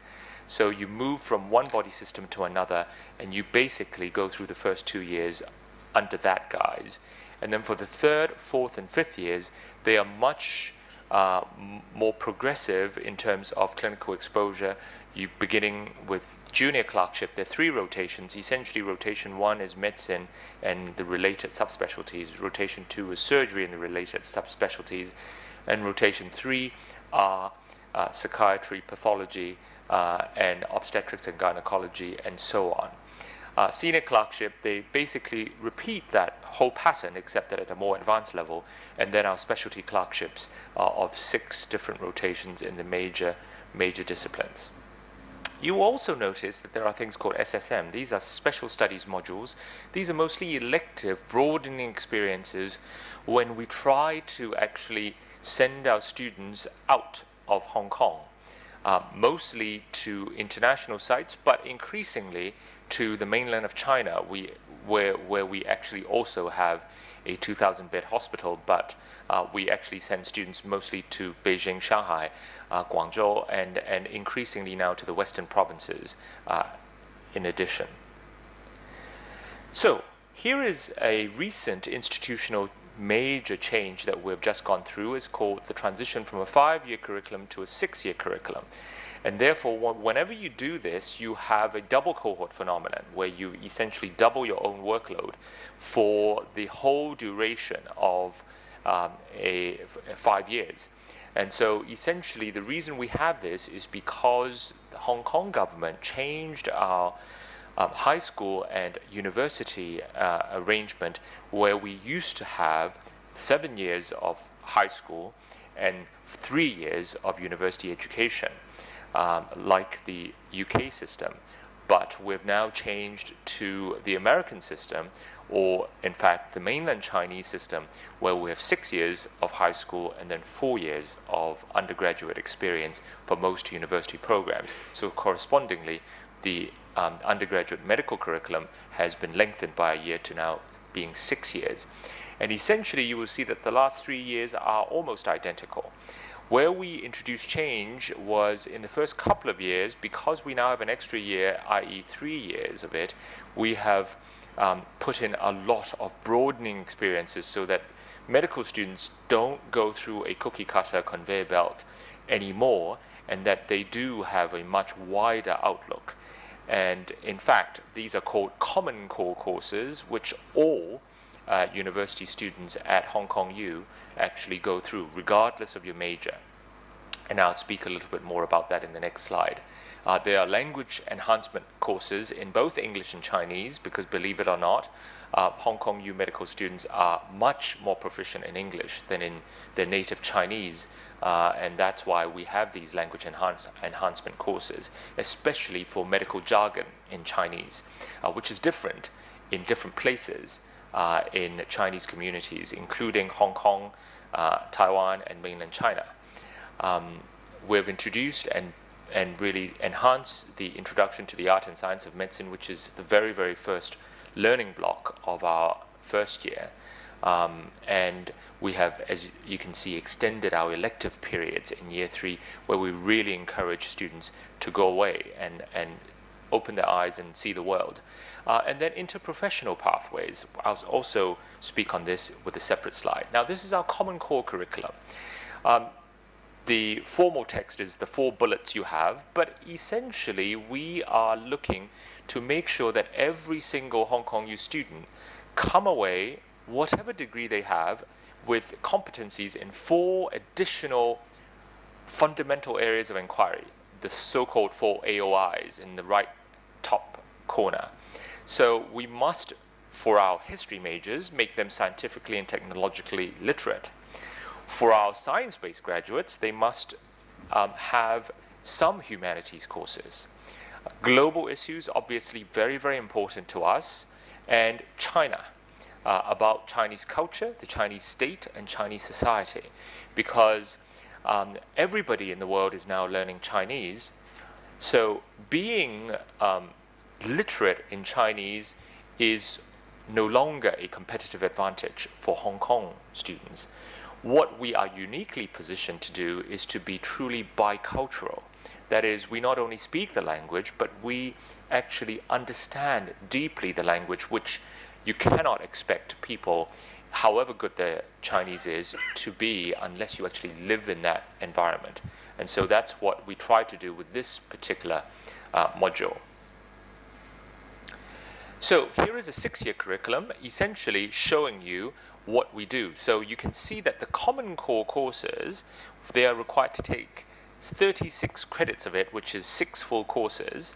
And so they are front-loaded onto the first couple of years, of course, in a diminishing fashion. And interestingly enough, you'll see that in our 3rd year, for the first semester, they have practical Chinese for our medical students. This is essentially how do we communicate with not only Cantonese-speaking Hong Kong patients, but Mandarin-speaking mainland Chinese patients as well. As I said, our teaching hospital in Shenzhen in southern China is even bigger than our own teaching hospital. Our Chinese hospital is 2,000 beds, and our own teaching hospital in Hong Kong is only 1,700 beds. So a huge diversity of learning approaches. You will see the traditional lectures, seminars, and CPCs or clinical pathological conferences, lab demonstrations, practicals. But in the middle, I have deliberately put it there with things like the Patient Care Project, which is essentially a group of students of about 10. They will have small group learning, and then for each pair of medical students, they will pair up with another pair of nursing students in true interprofessional manner. So 2 doctors, 2 nurses will visit and follow a family, somebody with a patient in that family for 2 whole years to see how they feel, to see what it is like, and really to try and follow them through that illness episode, but longitudinally for 1 or 2 years. We have extended that project now to look at the beginning of life. That is, we call that the mother-baby project, where we follow a pregnant woman, follow them through the delivery process, and then in the newborn period. And we are soon to begin the other extreme of life, and that is follow a dying patient and then go through the whole death and dying and grieving process with the family. There is a healthcare project. This is essentially a research project, thesis for small groups of people. And then we have what we call a health advocacy project, so that from time to time you will see our students sort of come out and they will either organize some sort of petition or demonstration, or write a letter to the editor in the newspaper, or go and petition with a legislative council member. So this is really to awaken their social responsibility as future healthcare professionals. Work hard, play hard. This is something that we just gave out last week during our admission cycle. You will see, if you can sort of read their service trips. So we send students out to a lot of rural sites. So for example, they are now all over Myanmar, really trying to understand better that country that is rapidly opening up again. They obviously go to rural China, but in Africa, there is a lot of work going on as well. And they do a lot of community service, as I said, locally in Hong Kong. So how do we actually manage just this change? First of all, we've had almost a doubling of student numbers in the last 5 or 6 years, because we have a dearth of medical doctors. So we have had to recruit more than 70 people in the last 5 or 6 years. Now remember, we only actually have 300 plus full-time professoriate staff who are directly employed by the medical school. And we've had to boost that number by almost 1/4 in the last 5 or 6 years. And we're still expanding the student class number. We have introduced a clinician educator or practice professoriate track for colleagues. We have had to expand our pool of honorary teachers, more clinical teaching sites all over Hong Kong, but also now increasingly in the mainland. We have done a lot of technology-enabled learning, including we're just about finishing our first MOOC on the edX platform called Epidemics, and there is a new multidisciplinary clinical skills training center that we've just opened. We've converted a new residence for medical students, and as I said, we've got a new hospital in Shenzhen, 2,000 beds, but also we're commissioning, together with the Parkway Group of Singapore, Malaysia, a new, the first ever private academic medical center in Hong Kong, which is a 500-bedded hospital called Gleneagles Hong Kong. So here are the interprofessional pathways. This is really not new in the Western world, but it's fairly new in this part of the world. So what we do is we offer for obviously a minority of our students the choice, after they've completed the first 4 years of the 6-year curriculum, so before they formally go into senior and specialty clerkships, they are offered the opportunity to either study a professional degree or an additional professional degree like an MPH or a JD, or they can go into the research track. And if they go into the research track, they have two choices. They either go through a Hong Kong U PhD, or there are now 3 or 4, and increasingly a lot of overseas universities knocking on our doors to say, look, can we jointly develop PhD programs? So we currently have jointly delivered, i.e. Real joint degree programs with both universities' logos on the graduating certificate. We have Imperial College in London, King's College London, University of Toronto, and we're now talking with a couple others to launch these MBBS PhD programs jointly with them. So that's what we also offer our students. As I said, after the first 4 years, they go to this joint degree program. So they don't really have to decide at the age of 17 what they're going to do, but they will have had 3 or 4 years of university life before they decide whether they go into one of these joint degrees, either on the research track or on the double professional track. The road ahead. I think this is my last slide. So we look at trends, and these are on the left, and these trends are the world over. Aging population, the orientation of the public healthcare system as opposed to the total healthcare system, including the private one, complex chronic diseases, infectious diseases, rising patient expectation, and public-private partnership. So these are the arrows are the things that we're going to pursue in the years ahead so that we can respond to those global trends. I'm not going to detail all of them. I'd be happy to answer questions later on. Now, here are just 3 slides on postgraduate education. Now, I think we're one of the first places in this region, in this part of the world, to have introduced a formal postgraduate training framework. So our medical council was set up in the 50s, and as you know, within the first 10 years, they already realized that we need to have specialists accredited somehow, because in the old days, we would just follow whatever the UK does, and we were part of the UK Royal Colleges and so on and so forth. And in fact, up until the 80s, everybody flew to London or to Edinburgh to write exams. And that came to be localized from the early 90s onwards. So the Hong Kong Academy of Medicine is a statutory body which was formed and formally established in 1993 after a half-century gestation, as you can see. And what it does is that it trains, assesses, and accredits all specialists. So this is the only body for doctors and dentists, by the way, in terms of specialist training and accreditation. These are the objectives of the Academy. Now, here is the structure. Remember, I told you that at the University of Hong Kong, we prepare students for this. We didn't prepare students for direct entry into practice. So once they graduate, we encourage all of our students, although by law they're still not required to yet, but most of them do. They go into a 6-year structured training program. And the unique feature is that, and there are obviously some politics behind all this, but whether or not, regardless of whichever specialty you decide to pursue, whether it's neurosurgery or family practice, you still go through a 6-year structured training program. It's standardized. So it ranges from 2 to 4 years of basic training, followed by 2 to 4 years of higher specialist training. So it's either 2 plus 4, 3 plus 3, or 4 plus 2, depending on which specialty.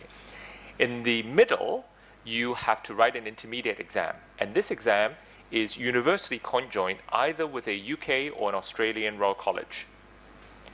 So once you write that exam, you are doubly qualified with the Hong Kong College in that particular specialty, plus the reciprocal Royal College, either in London, Edinburgh, Glasgow, or in Australia. So you get international linkage right off the bat, and that usually is the MRCP, MRCS, or in the surgical specialties is actually the FRCS. But that is not enough. we need higher specialist training, so you've written most of your exams, and then at the end, you still need to pass an exit exam, which is just Hong Kong college based. And so we've got 15 colleges training 64 specialties or subspecialties, and currently about half or just over half of our total doctor workforce have been accredited as specialists in one or more of these 64. Thank you very much. Thank you so much, Gabriel. I think the world may be moving in the same direction. More and more years of education. Before you become a specialist, now you need to be above 33 years old. And you have shorter time to practice before you retire. It means that the world is needing more doctors because you have shorter lifespan. Please bear with me. We have been reaching our time now, but we still have one presenter. You have listened to Canada, Korea, Japan, Hong Kong. Now we should listen to Australia before we break. But before we move on, may I ask Professor Steinert, are you still with us? Absolutely. Yeah, and you hear the presentation loud and clear?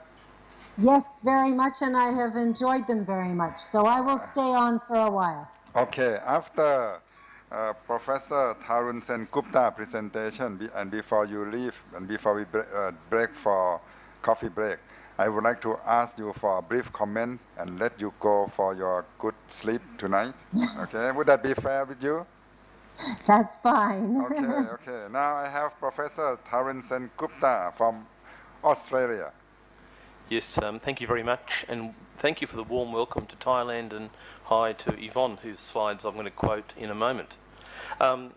So we're moving further south. You can see Queensland. I'm in the top right-hand part of Australia. It's all on the same map, actually. And I'm just going to sort of give you some perspectives from a little bit further south. I like this quote: "The crisis of our time relates not to technical competence, but to a loss of the social and historical perspective, to the disastrous divorce of competence from conscience." I'm going to talk just a little about what that means in the setting of JCU, which is James Cook University, and I guess Australian medical education as well, and how we've gone about the transformative learning for health equity. I hope you understand broad Australian. It's better than my Thai, so I'll do my best, but slow me down if I go too fast. Very quickly, the overview, some definitions, what all of this meant at JCU, what was our strategy, how do we do it, what was the process, a little bit of the outcomes for medicine, but also the university, JCU more broadly, and a thought or two in future directions. Definition of faculty development, Yvonne's the guru, she's already talked about this, but she talked about a planned program aimed at both individuals for their roles, but also the institution, and that's been broadened by some authors to talk about social accountability, meeting the mandates for our responsibility to our community. That's a very important theme for us. There was a WHO brief that I was involved in, a policy brief on faculty development, and that's available on the web, so I won't go through that, but it talked about things like a culture of change, organisational change to support effective faculty development, such as establishing educational units, teams of people who just teach. Yvonne's alluded to much of this. And shifting towards evidence-based, looking at research gaps, embedding in accreditation processes, as we've already heard from Korea, overcoming barriers, and improving community responsiveness. So that's the background. I'm going to just talk a little bit about what this meant for us at JCU. So you can see there we are in the tropics, which I'll say more about, in the northeast corner of Australia, the pointy bit of Australia. We have a very traditional 6-year undergraduate course. It was one of the first new programs in Australia. Our first entry in 2000, our first graduates in 2005, so we're approaching our 10th cohort of graduates. The first new medical school in Australia for over 20 years, and the first complete medical school in Northern Australia, so in the northern or the tropical part of Australia. There's now a second one in Northern Australia, in Darwin. And major emphases on these things: rural, remote, Indigenous and Tropical Health. Australians love to abbreviate things, so we call those things RITH. So if I say RITH, I'm talking about Rural, Remote, Indigenous and Tropical Health. So what did this mean for us? So in one sense, we didn't need strong institutional reform because we were a new school without a set way of doing things, but there were still some things we had to go about. So we had a very clear vision, which was about meeting the health needs of the region, our rural focus, or the RITH, the Rural, Remote, Indigenous, Tropical Health. That was our mantra. What was interesting, and I'll talk about this more, was that over time that mandate about rural, remote, Indigenous, tropical health has been overtaken by the idea of serving underserved populations, which is broader than the rural and so on. It may be inner city migrants, it may be prison populations, transgender, HIV positive patients and so on. We were fortunate in that we could look at the available evidence. We had to garner support, political support. The community was very supportive, academic support. We developed a strategy that I'll talk about, and importantly, I'll talk about the importance of evaluating this. So actually collecting data, seeing how you've gone. Yvonne's already given us some challenges, but that's not necessarily easy to do. And one of the reasonably key things in all of this was the vertically integrated rural pipeline. So the literature talked about the pipeline, which is really saying that you've got to recruit from high school or maybe even upper primary school or a primary degree, and you need a pipeline to rural practice through university, junior hospital doctor training, vocational training and postgraduate. And you need to consider a whole bunch of factors. For example, all the connections, industry, the organisations, the colleges and so on, where you teach the students. So we're regionally based. Townsville, where I live, is 200,000. That's the largest centre in North Queensland, which is about 2 hours flying or 1,200 kilometres from Brisbane, which is the capital. So Queensland's a big place. We had to orient the selection process, the program, the support and so on, to sort of fit in with all of these things across the vertically integrated pipeline. So in real terms, this is the how, the process. So we thought about the pipeline in terms of our recruitment strategy, in terms of our selection strategy. So we wanted to select students from regional areas, students who are likely to practice in rural and remote areas. Our placements were oriented, so all students do many placements in rural settings and they love it. We had to line up the correct supports. So rural and remote students didn't feel isolated, they were supported. There's a rural interest club. And for example, the postgraduate careers, I've got a slide down the bottom of the Northern Clinical Training Network, which is available on the web. But that's our pipeline into rural and regional practice across all specialties, not just general practice or rural medicine. We tried to make sure the staff were rural friendly. We had positive role models. We very engaged many of the rural academics in industry. They're leaders in the colleges, they're involved in advocacy and so on, as we've already heard about. And we made sure that everything was taught in context. The cases, the teaching, the assessment was in context. So it wasn't important, and it wasn't enough to just say, well, we're going to teach you about this. We're going to teach in context. We're going to assess in context. So everything is with a vision for where the students will ultimately practice. We had to remove obstacles, including some naysayers or critics. We were ambitious, and you've got to keep moving. So we evolved, we grew. We started with an intake of 60, which became 80. It's now 200. So that's grown quite a lot within 14 years. We had to manage the sceptics. There were sceptics in the larger centres, and part of that was getting the assessment right. So we were very careful, to get the assessment right. We over-assessed, we over-taught, I think a little bit early on, just to be sure that our product was good. We're very happy with the product. So I guess you've heard these sorts of phrases used. Julian Tudor-Hart wrote about this. He asked, are we teaching the right people, the right things, at the right time, the right places? We could really turn that around and apply that to our faculty. Have we selected and enabled the right people in our faculty to teach the right things at the right time, in the right places, to the right people? So that's a kind of higher order question. And this is really what we try to do, is recruit the right people, to recruit the right faculty, give them permission to be creative, innovative, develop their ideas and get out of their way. Just let them get on and do it. New medical schools I'm now highlighting now in green, and you can see some of them are away from the major centres. And what's really interesting is the rural clinical schools. So the red dots are showing where rural education is happening by means of government investment in infrastructure, and it means that rural training is now mainstream. So it's very common to have rural education, training, research, infrastructure away from the major population centres. That's become mainstream in Australia within 10 or 15 years, but it was the rural doctors and rural communities calling for this 20, 25 years ago, marshalling the evidence and proposing solutions. I want to just focus a moment on outcomes for us at the medical school. So we've had a very positive response from students to the program. The employers find our graduates are very roadworthy, and colleagues are positive about this. We've undertaken a substantial piece of graduate tracking. We're about to graduate our 920th or so graduate in 10 years, as I mentioned. We've got a 99% complete data set. So we know what every one of our students have done every year since graduation, their choice of specialty. The pattern they exhibit is incredibly different to other Australian graduates and other clinicians. So whether we look at where they've come from, where they undertake internship, where they practice, choice of specialty, they're all different. And something that's been very useful to us has been comparator data. So there's a large database called the Medical Students Outcome Database, which every entering and completing medical student does in Australia. And that gives us data that we can compare our students with. So we don't just have absolute data, we have relative data on our students.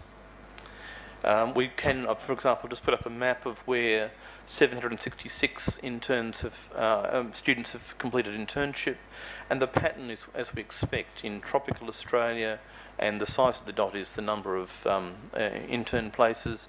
Numbers in Brisbane, which is our capital city, which is related to a couple of things, sometimes postgraduate training, sometimes partner choices, sometimes a change in lifestyle. Just some more data, and I won't go through this in detail because of time, but basically on the left we're looking at Australian population. The blue is major cities, the orange is the smaller places, and you can see that the first two bars show that most of the Australian population and most Australian medical students come from big cities, 70% from capital cities. A much smaller proportion of our graduates come from capital cities and a much larger proportion from outer and regional areas. When we look at where they practice, so we're looking at graduate years. Somebody who's been out for 9 years has 9 graduate years. Somebody for 2 years, 2 graduate years. The pattern's very different. So we have a lot of data that's showing a different pattern of practice, and the absolute number of students coming through is now starting to make a difference to the workforce. I wanted to say just a moment about some outcomes at the university. I don't think we're responsible for these, but I think we've contributed to the discussion. So first, certainly the conversation about health professionals, other health professionals for underserved areas is important, other professions. But the Vice-Chancellor's got hold of this idea. She's talking about engineers for underserved populations, accountants, teachers, lawyers. And it's a really interesting idea that this is what our university stands for. We share the tropics, so we are with you part of the close to 50% of the world's population who live in the tropics. Aristotle many years ago talked about the torrid zone, the temperate zone, the frigid zone. We're in the torrid zone, and we launched a very ambitious State of the Tropics report, which again is available on our website if you're interested. It looks at the geography, the economy, the politics, the climate and so on of the tropics. Our Vice-Chancellor's there in Myanmar with Aung San Suu Kyi, launching that in July this year. But that's a very interesting thing that we've been part of the global debate, and I think it's been a great contribution of our university, which has been done really by the Vice-Chancellor and other tropical universities. So look, just a few words in closing. The WHO brief, considered that lower resource settings may require a stepwise approach to reform. We do need, as we've already heard, a better approach to research and evaluation of our current interventions. We need to think about some possible interventions may include encouraging and equipping our current students to be the teachers of the future. I can't say enough about our current students, and I could say a lot more about the wonderful things they're doing in social accountability, in spite of, not because of the faculty, I have to say. We often create obstacles by exams and deadlines and so on. So let's make sure the students are our future. And secondly, a baseline survey upon which incremental changes can be built in these settings. So just getting the baseline data, that's not that difficult to do. If John Norsini was here, he'd say just do it. So in other words, these are some ambitious words, but start somewhere, pick something and just do it. So thank you very much. Thank you so much. Thank you so much, Professor Tarun. Just do it. Don't think too long. Just do it. That's the most important term of the day. Professor Steiner, some final point from you before we move to the coffee break. Yes, thank you very much. I'm only sorry that I'm not there to be there for the coffee break and the question and answer period. I would say if I look at the topic that you set out for this session of institutional reform strategy and process, I think we saw some wonderful examples of how accreditation is linked to institutional reform, how our desire to change the face of our faculty members and promote capacity building can be linked to institutional reform. We saw examples at the undergraduate and postgraduate level, and we saw how we can actually change the nature of the students coming in, promoting rural and remote training and having pipeline programs. So I think there was a wonderful combination and variety of institutional reforms, and I would humbly suggest that faculty development or staff development is essential to bring about each and every one of these institutional and educational reforms. That perhaps each and every one of us needs to look very carefully and prioritize the needs within our own institutions and organizations, trying to balance the individual and the organizational needs, that we need to continue to work hard at delivering innovative and effective programs, learning from each other and building in something innovative so we continue to attract health professionals from each of the health professions. We clearly, as mentioned in the last presentation, need to evaluate what we do and share those lessons learned so that we know what is effective and what can help bring about change. And as we see today, collaborate across cultures and boundaries. I am truly impressed and struck by the commonalities in each of our institutions and each of our different countries, almost more so than the differences. And I see this meeting today looking at national health professional education reforms as a key step in moving us all in the right direction. Perhaps in subsequent meetings or subsequent years, we need to look at the nuts and bolts of designing, delivering, and evaluating effective faculty development, building on the enthusiasm and excellence and commitment to excellence that I believe each and every one of our colleagues has. And I thought I would end with a similar quote as our last speaker and say, let's just do it and let's move forward, building on educational excellence, innovation, and scholarship. Thank you. Thank you, Professor Steiner. Just do it, but also evaluate it as well. Like the Australian case, they follow the student for 10 years. Very interesting. Before we break, I would like to, the Secretariat asked me to announce that you have this evaluation form. Please kindly fill in the form. You can fill in 2 sessions now. So by the end of the day, you will be able to fill in all the sessions. And we'll have a break for 15 minutes. To come back maybe 5 minutes after 11. And Professor Steiner, if the session so far has stimulated you so much that you cannot go to bed immediately, please join us for after 15 minutes, okay? Thank you very much. Okay, a break 15 minutes. Thank you all. Bye-bye.